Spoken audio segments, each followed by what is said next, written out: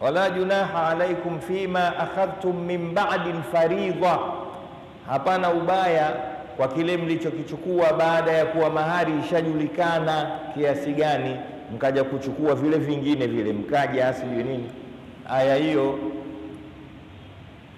hamna ubaya mlichochukua nyinyi watu wa biharusi baada ya mahari.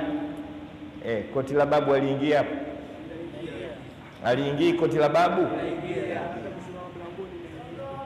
kusimama mlangoni aingia. Lakini sasa wewe kwa sababu usomaji wako ndio unangojea ila mkaja utajwe hivyo, fima akhadhtum min ba'di al-fariida. Sije mnanielewa? Ndio pale tunapoambiwa usijisomee, nenda kasomeshwe. Huyo Muhammad bin Abdullah mtume sallallahu alaihi wasallam naye kasomeshwa, wa innaka latulaqal Qur'an. Wewe Muhammad unasomeshwa Qur'ani min ladun hakimin alim, kutoka kwa mtu hakim mwenye ilmu.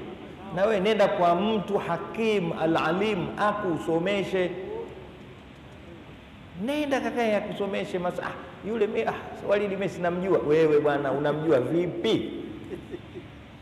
Ndio nilosema juzi, yule mwenzangu sana, ainisha mwenzio katika nini,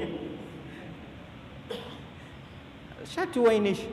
Yule mwenzangu tulisoma wote huu mchanganyiko, hiyo takubali. Yule mwenzangu wakaa wote Magomeni, sawa sawa. Yule mwenzangu yeye na mimi tumezaliwa mwaka mmoja, sawa sawa. Yule mwenzangu tunasoma wote darasani, sawa sawa.